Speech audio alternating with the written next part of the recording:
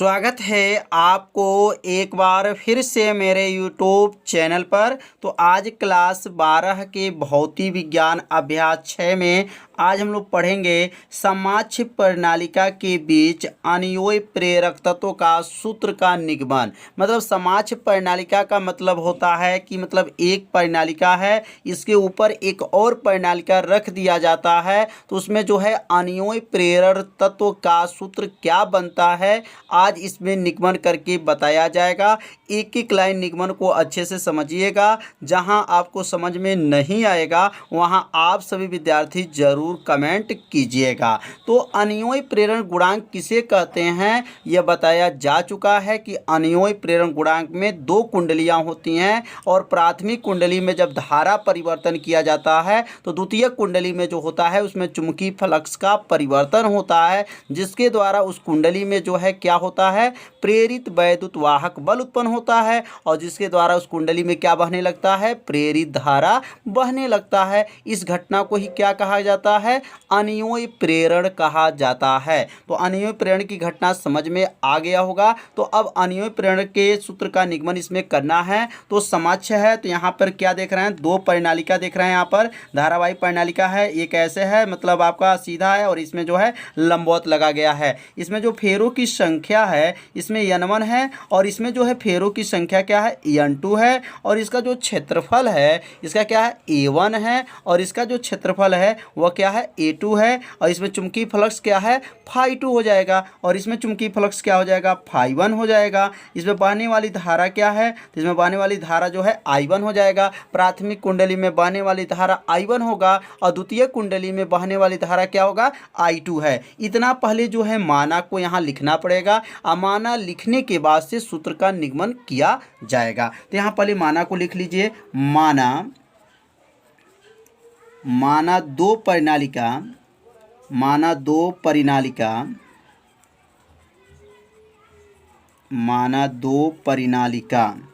जिनके अनुप्रस्थ काट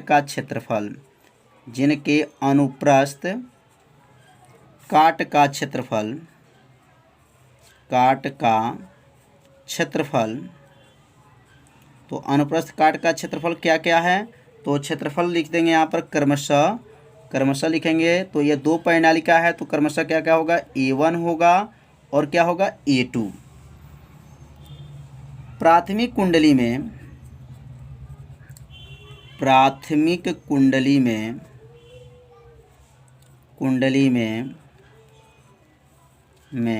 फेरों की संख्या, प्राथमिक कुंडली में जो फेरों की संख्या है फेरों की संख्या क्या है N1। द्वितीयक कुंडली में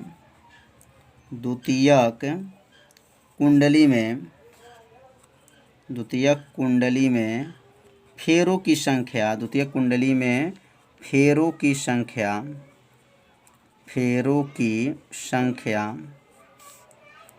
क्या है N2 है। फेरों की संख्या N2। प्राथमिक कुंडली में फेरों की संख्या क्या है N1 है और द्वितीय कुंडली में फेरों की संख्या क्या है N2 है।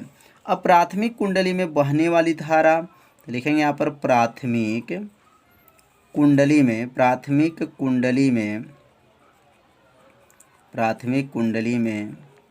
बहने वाली धारा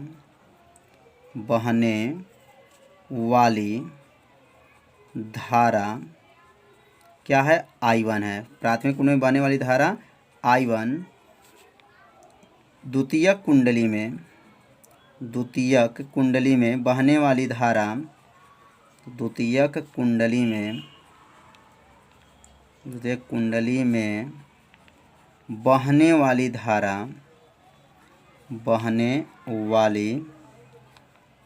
धारा क्या है द्वितीय कुंडली में जो बहने वाली धारा है वह किसे दिखाते हैं I2 है। I2 तथा प्राथमिक कुंडली में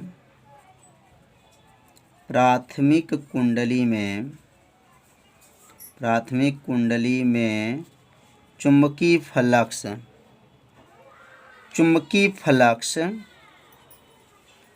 तो चुंबकीय फ्लक्स किससे प्रदर्शित करते हैं? तो चुंबकीय फ्लक्स जो है φ1 से, चुंबकीय फ्लक्स क्या है? φ1 तथा द्वितीयक कुंडली में, तथा लिख देंगे यहाँ पर द्वितीयक कुंडली में चुंबकीय फ्लक्स क्या है? φ2 है। चुंबकीय फ्लक्स क्या है? φ2 है।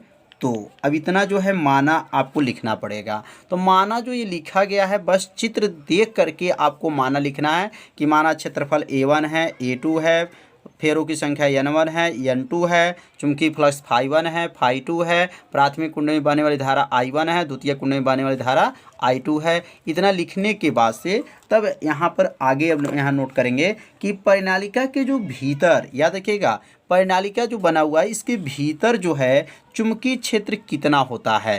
तो ये परिनालिका के भीतर चुंबकीय क्षेत्र कितना होता है, यह पिछले जो पाठ था उसमें बताया गया था कि परिनालिका के भीतर चुंबकीय क्षेत्र का सूत्र का निगमन कराया जा चुका है। यदि उस भाग का वीडियो आप नहीं देखे होंगे तो प्लेलिस्ट में वीडियो है, वहां से जा करके उस भाग का वीडियो आप लोग जरूर देख लीजिए कि परिनालिका के भीतर जो है चुंबकीय क्षेत्र का सूत्र का निगमन कैसे किया गया था। तो यहाँ पे लिख लेंगे परिनालिका के भीतर, परिनालिका के भीतर चुंबकीय क्षेत्र,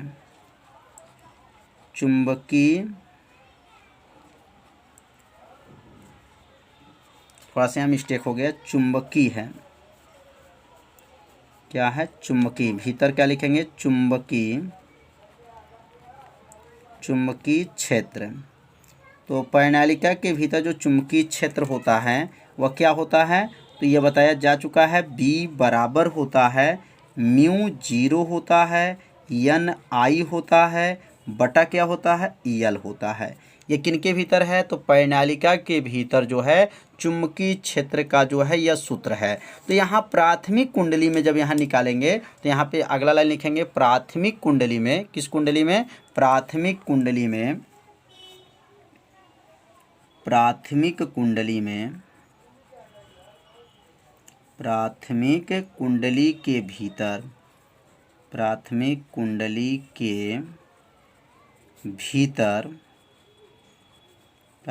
के भीतर चुंबकीय क्षेत्र।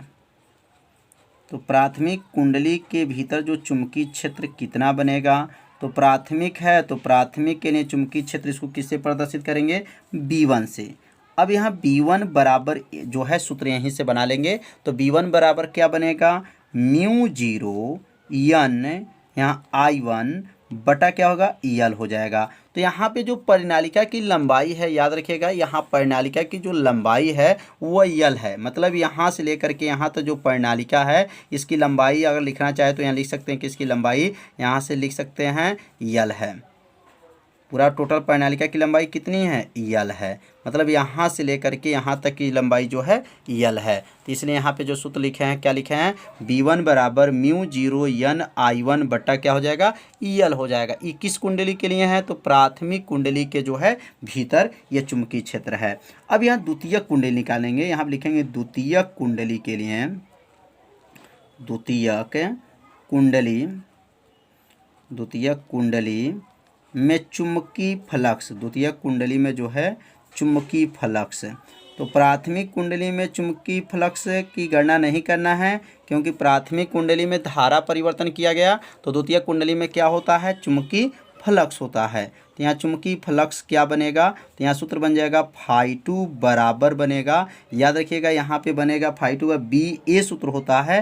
तो यहाँ BA1 और यहाँ पर A2 हो जाएगा। मतलब यह B1 जो है प्राथमिक कुंडली का प्रयोग करेंगे और जो A2 जो है द्वितीयक कुंडली का क्षेत्रफल प्रयोग करेंगे। तो यहाँ थोड़ा सा आप लोग ध्यान दीजिएगा, जब द्वितीयक कुंडली में चुंबकीय फ्लक्स की गणना करेंगे तो यह पहला जो B1 जो मान देख रहे हैं यह प्राथमिक कुंडली का जो है चुंबकीय फ्लक्स, चुंबकीय क्षेत्र की तीव्रता होगा और क्षेत्रफल जो होगा किस कुंडली का? द्वितीयक कुंडली का होगा। अब यहाँ पे मान को रख लेंगे। यहाँ ऊपर जो देखिए B1 का मान यहाँ निकला है तो B1 का मान यहाँ पे रख लेंगे। तो क्या बनेगा? φ2 बराबर हो जाएगा, यहाँ मान क्या बनेगा? μ0 N I1 बटा क्या होगा यल। ये किसका मान है b1 का मान है। और a2 यहाँ पे लिख लेंगे। अब a2 हो जाएगा। अब a2 का नाम क्या है तो क्षेत्रफल है, और क्षेत्रफल यहाँ a2 का सूत्र क्या बनेगा तो यहाँ पे लिख लेंगे a2 बराबर, यहाँ लिखना चाहे तो लिख लेंगे a2 बराबर होगा a2 बराबर पाई r2 का स्क्वायर। पाई क्या हो जाएगा r2 का स्क्वायर। ये किन का सूत्र है a2 का। a2 का मतलब क्षेत्रफल सूत्र क्या होता है पाई r2 का स्क्वायर। तो यहाँ पर a2 को अब हटा देंगे और a2 के स्थान पे सूत्र रख लेंगे तो क्या बनेगा phi2 बराबर होगा म्यू जीरो n I1, और a2 के जगह क्या लिखेंगे पाई r2 का स्क्वायर बटा क्या हो जाएगा यल हो जाएगा। तो ये किन का सूत्र बन गया चुंबकीय फ्लक्स का सूत्र बन गया। किस कुंडली के लिए तो द्वितीय कुंडली में जो है चुंबकीय फ्लक्स का जो है सूत्र आ गया है। अब यहाँ पे लिखेंगे अनियोय प्रेरण गुणांक का सूत्र क्या होता है तो यहाँ लिखेंगे अनियोय प्रेरण। तो अनियोय प्रेरण का सूत्र होता है, अनियोय प्रेरण को किससे दिखाते हैं तो अनियोय प्रेरण को यम से दिखाते हैं। तो यम बराबर सूत्र होता है n2 होता है, phi2 होता है बटा क्या होता है I1 होता है। ये किनका सूत्र है तो अनियोय प्रेरण गुणांक का सूत्र है। अब यहाँ पर phi2 का जो मान निकला है यहाँ पे रख लेंगे तो क्या बनेगा यम बराबर होगा n2 बटा क्या है नीचे I1 है, I1 रख लेंगे गुड़े phi2 का मान जो निकला है यहाँ पे रख लेंगे। phi2 का मान क्या है म्यू जीरो n I1 पाई r2 का स्क्वायर बटा क्या है यल है। ये किन का मान है phi2 का मान है। phi2 का मान क्या है म्यू जीरो n I1 पाई r2 का स्क्वायर बटा यल। अब यह मान रखने के बाद से यह I1 से I1 को क्या करेंगे काट देंगे। I1 जो है कट जाएगा। कटने के बाद बचेगा क्या तो बचेगा यम बराबर बचेगा क्या बचेगा म्यू जीरो बचेगा। और क्या यन में यहाँ पर जो है यन जो है n1 है, याद रखिएगा यहाँ जो लिखा गया फेरों की संख्या यहाँ पे n1 कर लीजिएगा n1, और यहाँ पर भी फेरों की संख्या n1 और यहाँ फेरों की संख्या n1, क्योंकि ऊपर जो यहाँ पर फेरों की संख्या याद रखिएगा फेरों की संख्या यहाँ कौन सा था किस कुंडली था प्राथमिक कुंडली था, इसलिए फेरों की संख्या n1 हो जाएगा। यहाँ पर भी n1 रहेगा और यहाँ पर भी n1 और यहाँ पर भी जो रहेगा n1 रहेगा। तो यहाँ क्या बन जाएगा n2 n1 और क्या होगा पाई और क्या बनेगा r2 का स्क्वायर बटा क्या हो जाएगा बटा में यल हो जाएगा।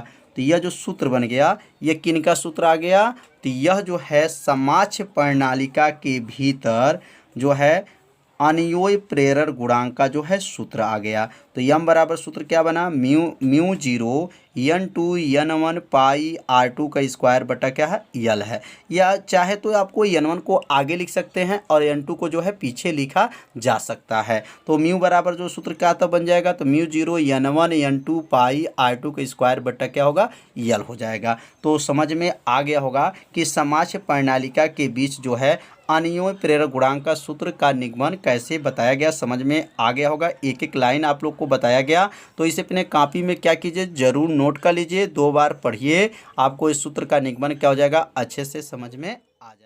है और इस कुंडली के भीतर जो है अनियोय जो है प्रेरक तत्व का सूत्र का निगमन किया जाएगा। तो यहाँ पर देखिए 2 कुंडलियां बना है। पहला जो प्राथमिक जो कुंडली है वृत्ताकार जो प्राथमिक कुंडली है उसकी त्रिज्या कितनी है r1 है और दूसरी की त्रिज्या कितनी है r2 है। अगर इसमें फेरों की संख्या देखा जाए तो इसमें फेरों की संख्या n1 है, तो इसमें फेरों की संख्या क्या है n2 है। इसमें बहने वाली धारा क्या है I1 है, तो इसमें बहने वाली धारा क्या है I2 है।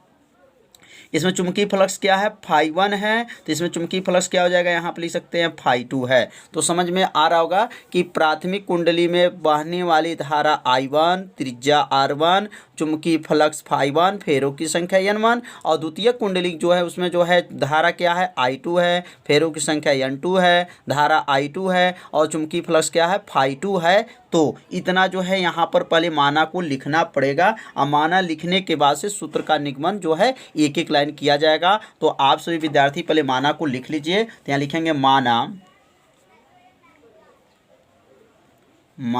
2 वृत्ताकार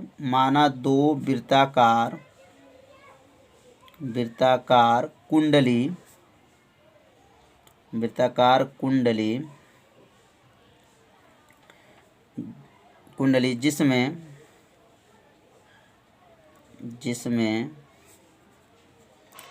पहले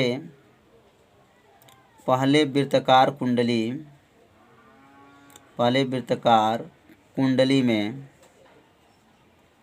कुंडली में बहने वाली धारा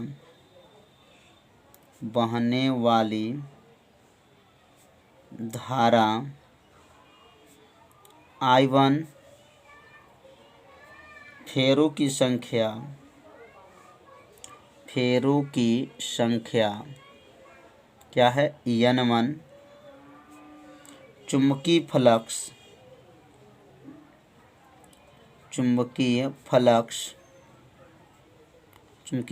क्या है φ1 तथा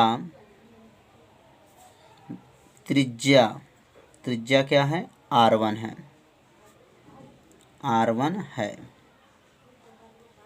तो पहले वृत्ताकार कुंडली में बहने वाली धारा क्या है I1, फेरों की संख्या N1, चुंबकीय फ्लक्स φ1 और त्रिज्या क्या है R1 है। अब यहाँ पर जहाँ पहले वृत्ताकार था, अब क्या लिखेंगे दूसरे वृत्ताकार कुंडली में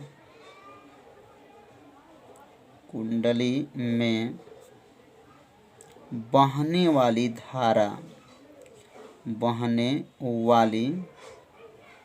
धारा क्या है I2, फेरों की संख्या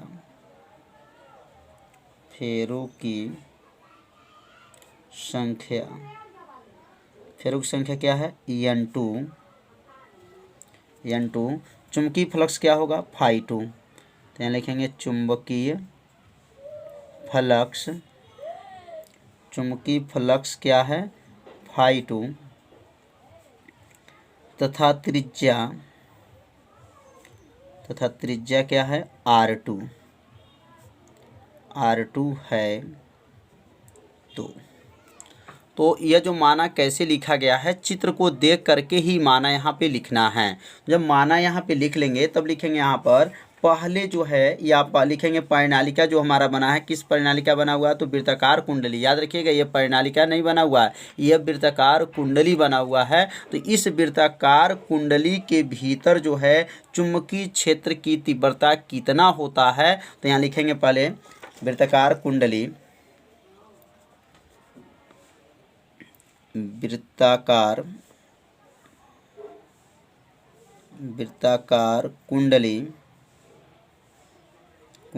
के बीच चुंबकीय क्षेत्र।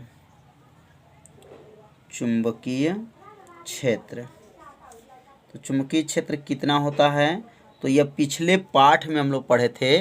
वृत्ताकार कुंडली के बीच चुंबकीय क्षेत्र क्या सूत्र होता है, B बराबर होता है μ0 होता है Ni होता है बटा क्या होता है 2R होता है। यह किस कुंडली के लिए है, तो वृत्ताकार कुंडली के बीच में जो है चुंबकीय क्षेत्र का यह फार्मूला है। और इस फार्मूला का जो है सूत्र का निगमन जो है पिछले वाले पाठ में किया गया है कि यह सूत्र कैसे बना है। अब यहाँ दो कुंडली है, तो पहले प्राथमिक कुंडली में जो है चुंबकीय क्षेत्र की गणना करेंगे। तो अब यहाँ लिखेंगे प्राथमिक कुंडली के बीच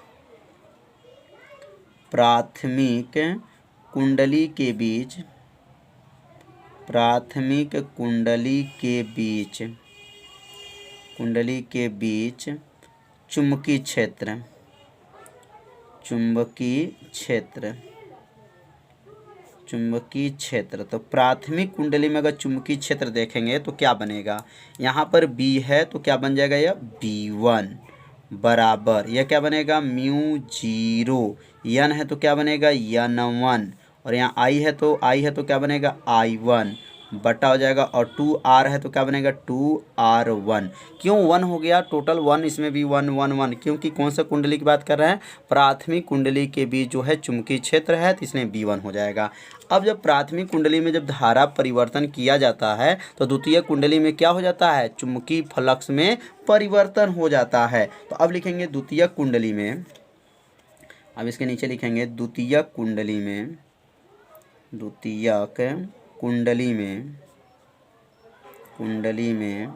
चुंबकीय फ्लक्स, द्वितीय कुंडली में चुंबकीय फ्लक्स। अब द्वितीय कुंडली में जो है चुंबकीय फ्लक्स का सूत्र क्या होता है, तो चुंबकीय फ्लक्स का सूत्र बताया जा चुका है।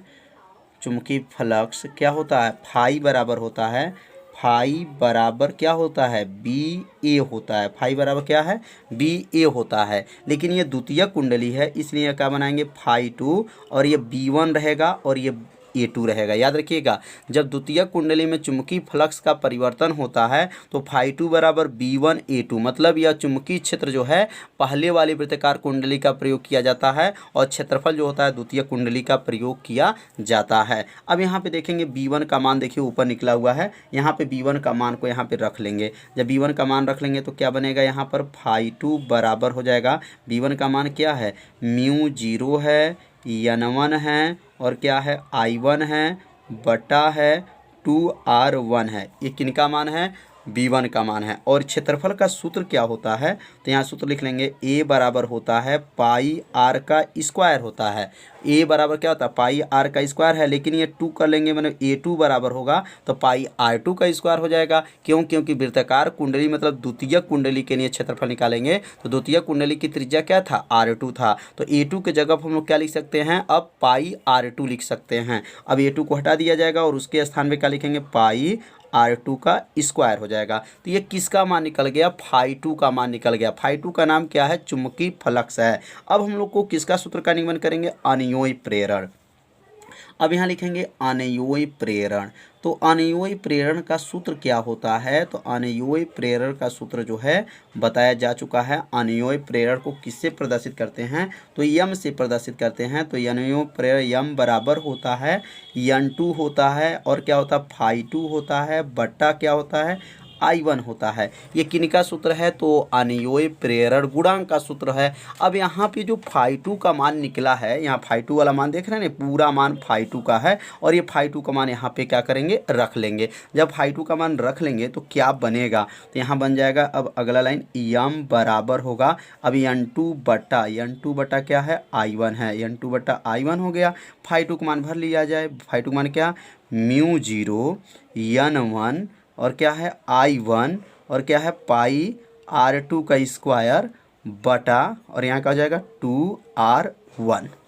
अब यहाँ पे किसका मान भरे हैं, तो फाई 2 का मान यहाँ पर रखे हैं। अब यहाँ कट जाएगा, कौन कटेगा, I1 से I1 कट गया, I1 से I1 जब कट गया तो क्या बचेगा, तो बचेगा यम बराबर बचेगा, क्या बचा, μ0 N1 N2 और क्या बचा है पाई R2 का स्क्वायर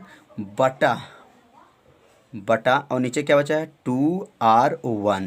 तो यह जो सूत्र आ गया, यह किसका सूत्र आ गया, दो समोच्च वृत्ताकार कुंडली के बीच में अनियोई प्रेरण गुणांक का सूत्र आ गया। तो सूत्र का निगमन बहुत ही आसान विधि से बताया गया है जिससे आपको अच्छे से समझ में आ जाएगा। तो अब यहाँ पे लिख लेंगे यही, या नीचे लिखेंगे यही दो समोच्च, दो क्या लिखेंगे, समोच्च, यही दो समोच्च वृत्ताकार कुंडली, दो समोच्च वृत्ताकार